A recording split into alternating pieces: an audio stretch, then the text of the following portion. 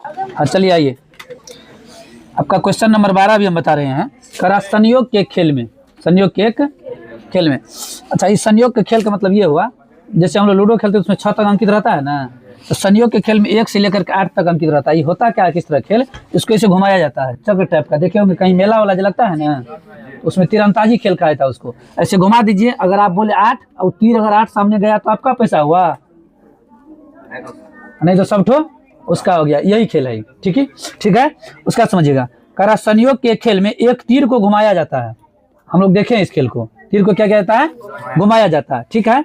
करा जो विश्राम आने के बाद, विश्राम मतलब वही रुकना, विश्राम आने के जहां पे रुक गया, विश्राम आने के बाद 1 2 3 4 5 6 7 8 कोई इतना तक अंक अंकित है, किसी एक पे जाके रुकेगा ये, ठीक। विश्राम आने के बाद यदि एक करा इसमें से किसी एक संख्या को इंगित करता है, कहीं रुकेगा तो एक संख्या पर जाकर रुकेगा।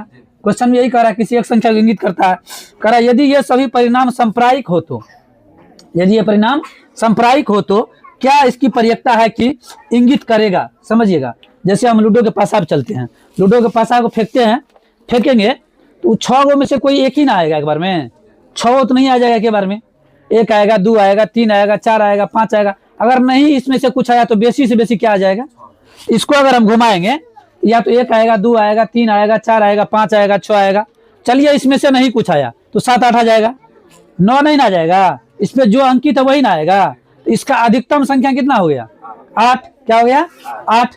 फिर क्या करा, देखिए कह रहा है कि 1 नंबर इसका 8 को करेगा, 8 को समझिएगा। इसका पहला कह रहा है 1 नंबर का, कह रहा है कि 8 को इंगित करेगा। इसमें इंगित नहीं लिखा, हम लिख देते हैं 8 को इंगित करेगा। समझिएगा, कह रहा 8 को इंगित करेगा, तो मतलब संभव परिणाम कितना है, 8। इसका कुल परिणाम कितना है, वो तो 8 है, 8 तक ज्यादा कर सकता है। कह रहा 8 को करेगा तो इसका हो जाएगा सूत्र संभव परिणाम बटे,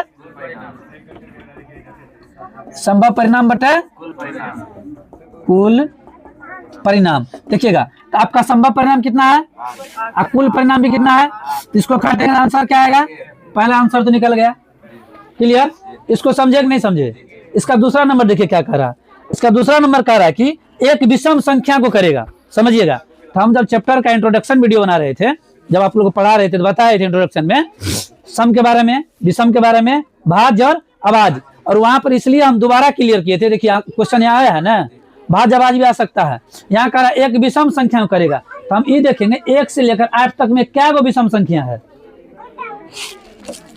1 2 3, क्या विषम संख्या हुआ, 4 गो। इसमें किसी को डाउट है, जिस पे हम टिक लगाएंगे विषम